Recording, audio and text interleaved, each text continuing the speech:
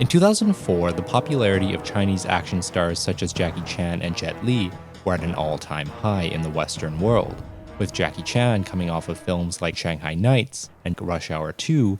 I will slap the hell out of you right now, Lee. Yeah? Yeah. I'll bitch slap you back to Africa. Oh, you will? While Jet Li had filmed Lethal Weapon 4 a few years prior. However, one Hong Kong-based filmmaker was about to make his mark. Actor and filmmaker Stephen Chow, a hidden gem of sorts, largely an unknown outside of his hometown of Hong Kong, unlike his counterparts. In the late 80s and throughout the 90s, Chow's films had taken over Hong Kong by storm, where he held jobs acting and later directing well over 50 films for the Hong Kong market. His first attempt at releasing a movie for the American market would be in 2001 with his film Shaolin Soccer. But it wasn't the reception Chow had hoped for. Chow's unique blend of comedy and action solidified his place in Hong Kong cinema. In particular, he is known for his popularization of the Mau Lei Tau style, which loosely translates to nonsense. It's a comedic style that employs the use of witty puns, Cantonese slang, along with pop culture references and slapstick humor. It's a style that translates poorly into other languages. And although he certainly did not invent the style, he can be considered the king of it, using it in many of his films from All for the Winner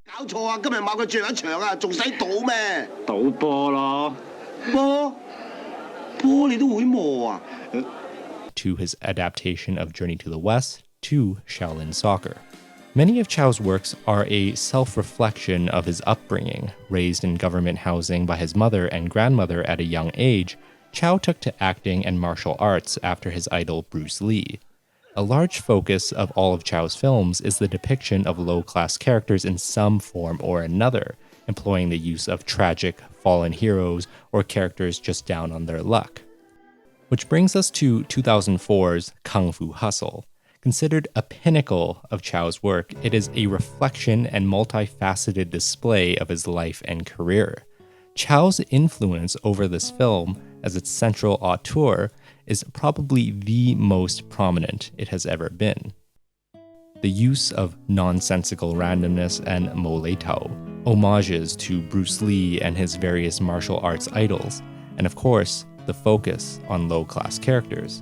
Pigsty Alley, the main set of the film, is inspired by the apartment complexes and slums where he grew up in Hong Kong. The film itself is a dark, comedic, kung fu romance movie drowned in both realism and fantasy. But truly, the film cannot be classified in one single way, allowing Chow to create characters that are organically complex, fitting perfectly into the film's world. From tragedy to redemption, from fallen hero to ideal hero, few have mastered the complicated anti-hero better than Stephen Chow. So how do we craft a great anti-hero? Or rather, how did Stephen Chow create the main character of Sing? TVTropes.com defines an anti-hero as a protagonist who has the opposite of most of the traditional attributes of a hero. They may be bewildered, ineffectual, deluded, or merely apathetic. More often, an anti-hero is just an amoral misfit. Of course, being a small snippet from their website, this definition is a little broad and it doesn't cover crucial aspects of writing a hero. So I've listed a few character dimensions that can help us understand the anti-hero better, which are motivation, what they think, behavior, what they do, and dialogue, what they say. Let's first take a look at Sing's motivation. In trying to understand Sing's motivation, we have to understand first that an anti-hero in itself is not mutually exclusive from other hero or even villain archetypes. Sing actually shares many traits with a very prominent villain archetype, the fallen hero. The fallen hero was potentially an ideal hero at some point, with traits such as courage, idealism, and selflessness, until a tragic event caused them to become a villain. 你真係成副身家俾晒佢？係，嗰筆錢諗住儲埋讀書，將來可以做個醫生或者律師嘅，但係為咗維護世界和平。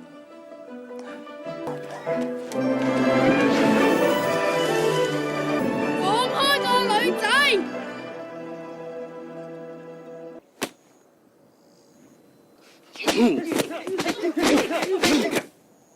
And this doesn't just exist within Sing's character. The film's theme plays on variations on the idea of selfishness, one of which is that to be successful, one must be a self-centered villain. Chow does an amazing job at crafting a world for villains to thrive. In many instances, it shows that characters who express their true ideal self are constantly punished for it. The people who succeed are those who lie, deceive, and cheat to get what they want, at least at first, while those who rise up to protect others often suffer because of it. Donut Taylor and Cooley get thrown out of Pigsty Alley and killed because they used their kung fu to stand up for the people. The landlady and her husband lost a child because they fought once before, swearing never to fight again. And this is what's brilliant about what Chow has crafted in Kung Fu Hustle, is that he justifies his anti-hero's motivation through the film world's philosophical design and theme. Sing understands that he has to be selfish to live in this world. His goal is to be rich and have an abundance of women around him, because he was once punished for wanting to be anything more meaningful. Which brings us to Behaviour. Sing is motivated to be selfish, but is incapable of actually being a bad person. He isn't capable of killing anybody. He could easily stab someone on the street or the clerk with the gold frames, but he doesn't. Sing's behavior demonstrates conflict within himself. His realization that to survive is to be selfish, but it conflicts with what we saw in his flashback, the internal need for him to be a selfless hero. Instead of killing the lollipop girl, he runs away. He steals her money, but then gives it to Bone. His sense of self is torn between his need to survive and his former idealism. It's interesting to note that he has no home in this film, nowhere that he really belongs. The place that he always goes back to is the inside of a traffic signal, an intersection where people travel from one place to another. And there, he is quite literally stuck in between two sides. In truth, his behavior shows the fragility of his character and how broken he is, but his unwillingness to act also shows how powerfully resilient he is. He is a fallen hero who is not too far gone, because in the end, he finally chooses a side.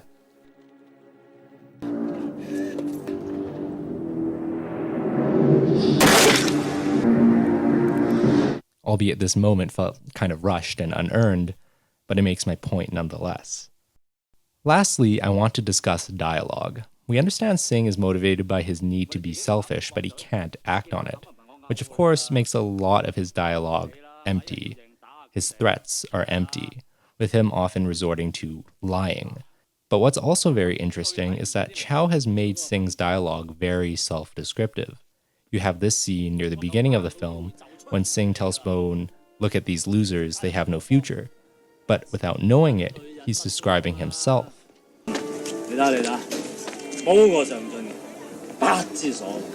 Bone and Sing blend right in among them, wearing the same clothes, doing the same squat, smoking a cigarette found on the ground. And when Bone and Sing call the two musicians idiots, we're not looking at the musicians, we are looking at Bone and Sing.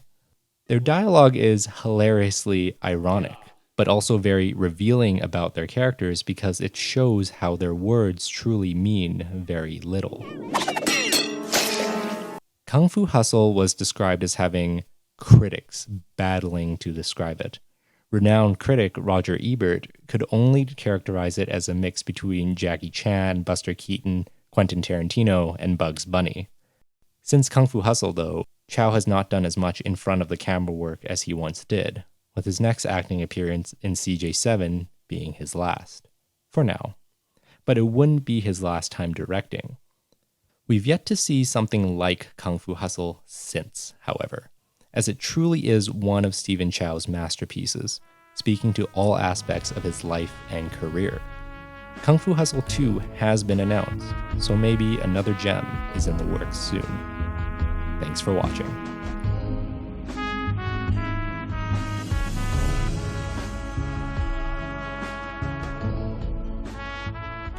Hey everyone, if you stayed till the end of this video, thank you so much. I've noticed I've been getting more traction than usual lately on some of my videos, so I decided to take a bit of a risk. Rather than doing something mainstream, I wanted to do something a little more unique and closer to me. I grew up with Stephen Chow's movies and I've always admired his work.